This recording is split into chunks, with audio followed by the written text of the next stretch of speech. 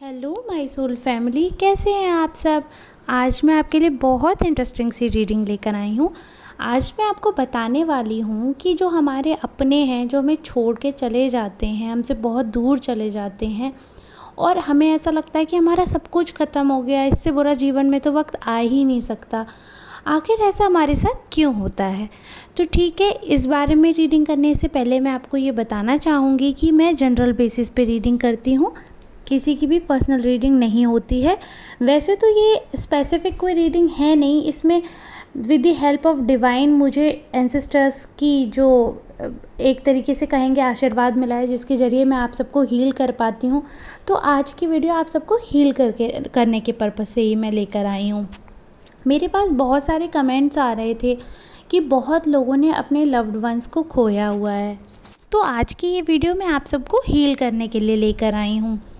Actually बहुत सारे लोग ऐसे भी हैं कि उनके जिन्हें वो बहुत प्यार करते थे, ऐसे लव्ड वन जो हैं, जो कभी उनसे बिछड़ गए और वो किसी और के साथ हो गए और उनके पास नहीं वापस आ सकते हैं। या कई बार ऐसा होता है हम किसी से बहुत प्यार करते हैं और उसकी शादी कहीं और हो जाती है, या हम घर पे बात नहीं कर पाते हैं, या फिर कोई इंसान है जो इस दुनिया से ही चला गया जो कि हमें बहुत प्यारा था। तो जब इंसान हमसे बिछड़ता है, हमसे दूर जाता है, तो हमें ऐसा लगता है कि इससे ज़्यादा बुरा वक्त हमारे जीवन में आ ही नहीं सकता। लेकिन यहाँ पर मैं एक चीज़ आपको बताना चाहती हूँ कि जब भी हमारे जीवन में कुछ होता है तो उसका कुछ ना कुछ मतलब ज़रूर होता है।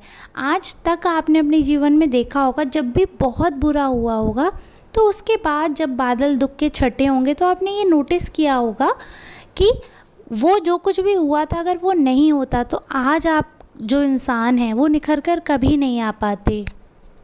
इतनी कठिनाइयाँ, इतने दुख ईश्वर ने आपको दिए और आपको लग रहा होगा कि जो बुरे हैं, जो बुरे कर्म कर रहे हैं, बुरे काम करते हैं, उनके पास सब कुछ है, उन्हें इतने कोई कष्ट नहीं है। लेकिन हमें, जो कि हमारा दिल अच्छा है, हम किसी का बुरा नहीं करते हैं, हमें इतने कष्ट क्यों मिलते हैं? तो उस सब का जवाब यही है कि लोग ना अपने, जो आज आपको दिख रहा है कि वो बहुत अच्छे बुरे कर्म करने के बाद भी अच्छे से जी रहे हैं, तो ये उनके कुछ पुण्य कर्म जो पिछले जन्म के किए हुए हैं, जो इस जन्म में कुछ थोड़े बहुत जो उनके अच्छे काम हैं वो अपने वो काट रहे हैं। जिस दिन उनके वो पुण्य काम खत्म होंगे, उस दिन से उनके बुरे दिन शुरू हो जाएंगे। और आपने सब कुछ झेल लिया। अब जब आप ईश्वर के पास जा रहे हो धीरे धीरे, जब होता है ना कि आपको सब मिलने वाला होता है, तो बहुत स्ट्रगल लगता है, बहुत बुरा लगता है, बुरा दौर आता है। लेकिन उसके बाद जब एक ऊंचाई पे पहुंच जाते हैं तो वो सब यात्रा, जितनी भी कठिनाई भरी हो, वो सब कुछ नहीं लगता। ऐसा लगता है कुछ भी नहीं था, ये तो कुछ भी नहीं था, ऐसा तो हम 10 बार पार कर लेंगे। क्योंकि उस ऊंचाई पे पहुंचकर जो नज़ारा आप देख पाते हो, तो उस चीज़ के लिए वो रास्ते की कठिनाई कुछ भी नहीं लगती है। तो अभी आप वो ऊंचाई नहीं देख पा रहे हो, अभी आपको पता नहीं है कि आपकी मंजिल क्या है, बस जीवन में दुख दर्द समझ आ रहा है। लेकिन ईश्वर ने ये दर्द इसलिए दिया है ताकि आपका दिल और बड़ा हो, ताकि आप और समझें दुनिया क्या है और ये संसार क्या है, आपको उसकी और समझ आए, अच्छे बुरे में अंतर पता चले और बुरे वक्त में इंसान कैसे खुद को अच्छा रख सकता है, इसका लोगों में तरीका बना रहे, इसलिए ऐसा होता है। और जैसे कि हमारे जीवन से कोई इंसान बिल्कुल दूर चला गया, तो आप ये भी समझिएगा कि कई बार ऐसा होता है कि उसके जीवन इतना ही है, उसका भाग्य इतना ही था। हो सकता है उसके बाद अगर वो इंसान आपके साथ रहता तो शायद वो आपके दुख के कारण बनते, मतलब उनके जीवन में बहुत दुख आता जिसकी वजह से आपको भी बहुत दुख होता। तो ईश्वर जो करते हैं बहुत अच्छा करते हैं। अब मेरे पास एक कमेंट आया कि एक लेडीज़ हैं, उनकी सिस्टर एक्सपायर हो गई, तो उसका छोटा सा बेबी है, वो कैसे रहेंगे? तो यहाँ पर मैं आपको बताना चाहूँगी, जब ऐसे हादसे होते हैं तो दिल हमारा झकझोर देते हैं और हमें समझ नहीं आता हम क्या करें। लेकिन आपको ये चीज़ मैं बताना चाहती हूँ, जब कोई भी जीव जन्म लेता है तो वो अपना भाग्य अपने साथ लेकर आता है और उसके भाग्य, उसके नियति सब ईश्वर पहले से लिख कर भेजते हैं।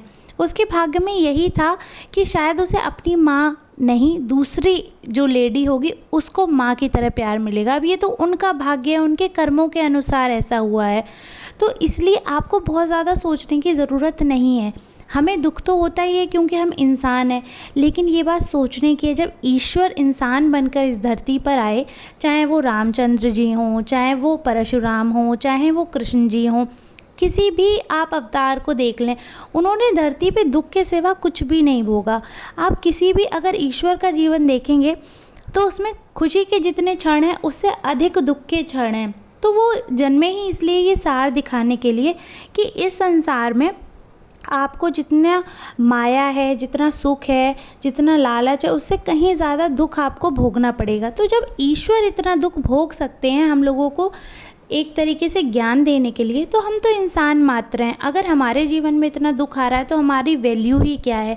बस आप ये चीज़ याद रखिएगा कि ये समय आपको सिर्फ अच्छे बनकर काटना है, ईश्वर के शरण में रहकर काटना है।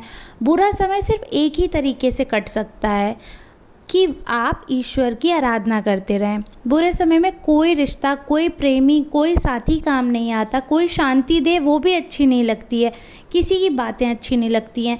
शायद ये हीलिंग भी आपको इरिटेटिंग लगे, लेकिन ये मैं आपको बताना चाहूँगी, जितनी आप आराधना करेंगे, जितनी आप पूजा में अपना मन लगाएंगे, जितने भजन सुनेंगे, उतनी ही आपको सुकून आता जाएगा, उतनी ही शांति मिलती जाएगी। धीरे धीरे सारी टेंशन्स हैं, सारा दुख है, ख़त्म हो जाता है। जब एक जवान बच्चा, एक माँ का, जवान हो चाहे बूढ़ा हो, जब माँ का बच्चा उसके सामने ख़त्म होता है तो वो जी नहीं सकती, ऐसा लगता है, लेकिन ईश्वर उसे भी शक्ति देते हैं ज़िंदा रहने की। तो जब ईश्वर में ऐसी शक्ति है कि वह एक माँ को भी एक बच्चे से दूर रहने की शक्ति दे सकते हैं, तो सबको ईश्वर संभाल सकते हैं। वे ही हमारे परमात्मा हैं और वही हमारे माता पिता हैं। तो बस आपको उन्हीं की आराधना करनी है, उन्हीं की पूजा करनी है, खुद को उन्हें 100% सौंप दो। आपको बस ईश्वर से ये कहना है कि हम कुछ भी नहीं जानते, हम आपके हैं, आप बस अपना हाथ बनाए रखें।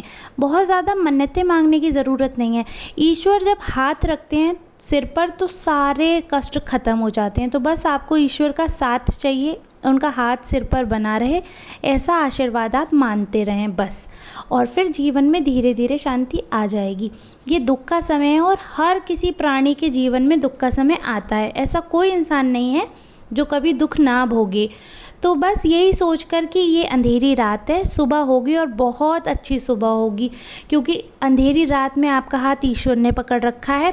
आप उनका हाथ पकड़कर चलेंगे तो अगली सुबह ईश्वर का हाथ पकड़कर आपको दिखेगी, तो बहुत सुहानी सुबह होगी और आप जो अभी गिरे हुए हैं इससे कहीं ज़्यादा मजबूती से उठकर खड़े हो पाएंगे। चलिए ठीक है, अब मैं रीडिंग यहीं समाप्त करती हूँ। आशा है कि मेरी बातों से आपको थोड़ी बहुत हीलिंग हो पाई हो। अगर आपको थोड़ी सी भी हेल्प मिली हो तो प्लीज़ मुझे कमेंट बॉक्स में ज़रूर बताएं, और अगर आपको किसी टॉपिक पे रीडिंग करानी है या कोई प्रॉब्लम है तो आप वो भी बता सकते हैं।